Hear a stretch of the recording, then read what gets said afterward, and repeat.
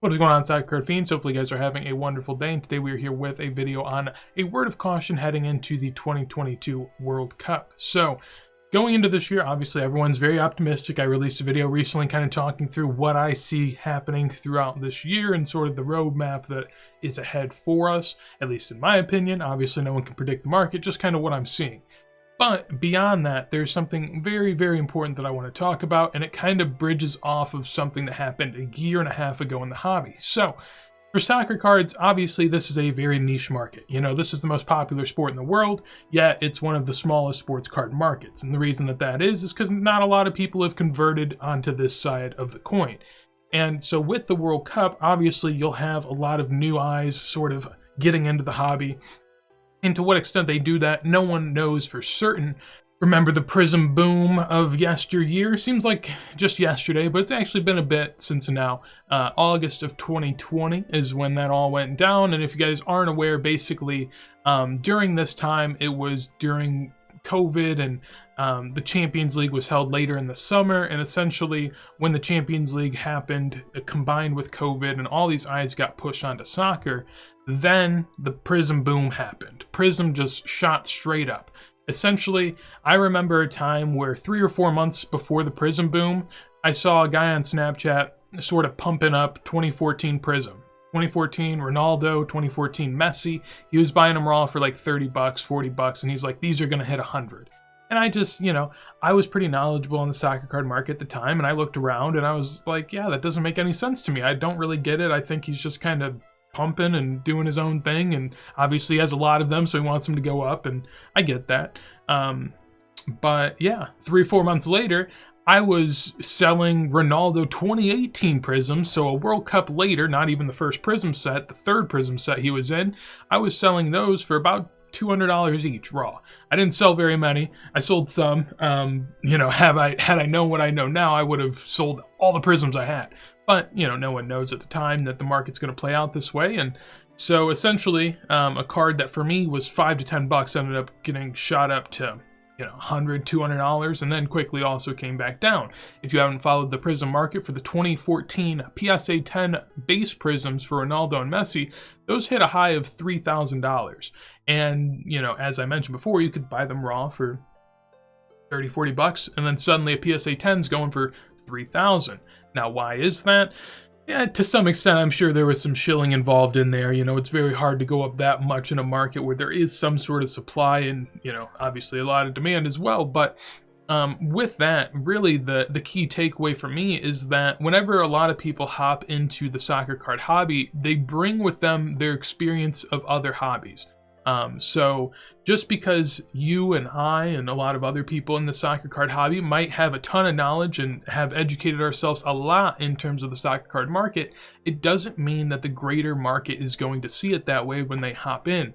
So that's what I'm warning you guys about with this video, and something I really, really want to talk about and just throw out there for you guys. I know a lot of people have really been looking at base cards and thinking that they're trash, and to an extent, I agree, because whenever Zion has 50,000 graded, base prisms on top of his optic, his select, his this, his that, whenever these guys have so many releases in basketball and they're all getting graded and everyone in basketball is trying to flip and sell because they don't really care about the cards, of course that was a house of cards that was going to fall down. Why do you think me as an American, I don't involve myself in basketball market at all? What, there's got to be a reason, and that is just that. There is way too much product and way too many people just looking for a quick buck. Now, with the soccer card market, I don't see that. I see a lot of people that truly, truly care and truly want to learn more and grow themselves in the hobby, and it's nice. It's very respectable, and I love it. That's why I love being in this segment. But at the same time, a lot of people on this side of the hobby, they've built up this knowledge, they want to put it to use, and they assume that people that come into the hobby are going to see the market the same way as them. And that's a cautionary tale, the Prism, because going into that Prism boom, I don't think anyone would have ever guessed that that's what was going to happen. But markets act in strange ways. You cannot always predict what is to come. Rather, you just have to, have enough of different types of objects. The same thing goes with sports cards. Everyone thinks that sports cards are the one thing, and, put all your money in sports cards because obviously they go to the moon. But at the end of the day, tons of different things kind of climb up by themselves independently, and you really can never figure out which thing's the next big thing. That's why it's always talked about that time in the market beats timing the market, because you can't really know. You'll never truly know what people are thinking and what the market's going to react to. And so, sure, you can do as much research as you want. You can understand the fundamentals of soccer and the soccer card market. You can try to learn all these things, and those will give you a small percent better chance each time of being right, and you'll have that slow building process to where you can feel really confident. But you'll never know. You'll never know.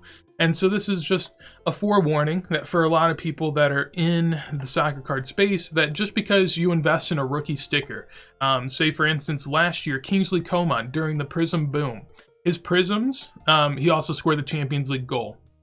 But his base Prism from 2018 was going for 30, 40 bucks, something like that. And at the same time, you could get his true rookie, which I believe is 2013 Panini Calciatore. I could be wrong on the year, but it's this green sticker, and that sticker was going for 10 bucks, you know, and that's a true rookie that's like 4 or 5 years earlier than the Prism. And the Prism's so much more high pops, you know, so much less fundamentals involved in that Prism. But guess what people gravitated to? The Prism, because they knew it, and that's what they love, and that's what they've been involved with in other markets, and so that's what they entered in on. And so going into the World Cup year, as much as everyone wants to do this research and really try to find these nooks and crannies where you can get really low pop items that no one knows about, that's a problem. When people don't know about something, you can't capitalize on it. And so this isn't to say you got to rush out and buy base cards. This isn't to say that Topps Chrome or Prism or Select or Donruss, that these are the way to go. But having some of them, if you truly like collecting, if you truly like collecting a player, there's nothing wrong with grabbing their Donruss, their Select, their Prism, their Optics. If you like those sets, if you think they look good, maybe you find some inserts, there's a lot of opportunity there. And that's kind of what I want to talk about today. And I mean, it's just something you can never predict, you know, and I'm afraid that there's going to be some people that maybe do too much research and then become disappointed that the market doesn't see it the same way as they do. And maybe they give up. Maybe they're like, you know what? The soccer market's dumb. It's stupid. The people, they're not willing to learn. But that all comes with time, you know? If you're like me, I've been doing just endless research for the last 2 years on soccer cards, like way more than I would ever suggest someone does. And for me, that's something I've enjoyed. That's something that I really, really, truly just thoroughly enjoy. And so I'm happy to do that. But that's not everyone. You know, everyone's not willing to do that. And some people might just want to come in, grab a few cards, enjoy those cards. Some people might want to come in, place a few bets, and hope that their cards go up.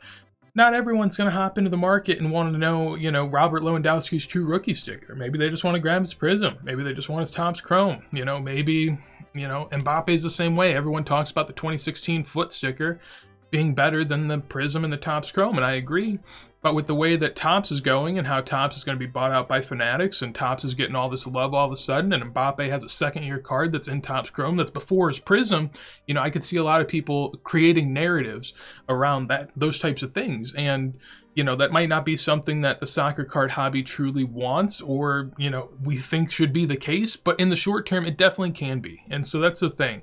Whenever there's a lot of new people coming into the market, it's hard to assume that they'll learn as much as you or I have in the years that we've been involved in the soccer card hobby. So that's going to take time, and if they truly want to be a part of it and they truly love it, then, you know, they'll learn over time. But I just want to warn everyone, be careful assuming that just because you know a lot about the market, that other people are going to know just as much, that other people are going to be able to find the same path that you think that they should follow, because that's a lot of time, that's a lot of effort, that's a lot of work for people that, you know, let's be real, if you're hopping into soccer just this year, if you're just hopping in like 3 or 4 months, do you really want to put in all that work? Do you really care about the sport? Are you really that, you know, ingrained in it? Do you put that value on all these types of items?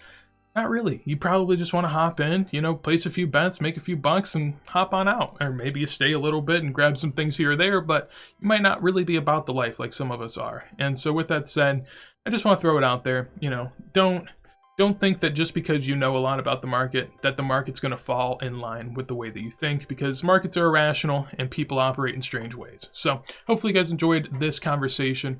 If you did, make sure to leave a like. Would love to hear your thoughts down below as well. I really enjoy doing these types of things because honestly, I'm always thinking about cards, and I'd love to share with you guys and see what you have to say. So with that said, if you want to see more videos like this as soon as I go live, make sure to subscribe. But with that said, hopefully you have a wonderful day, and peace.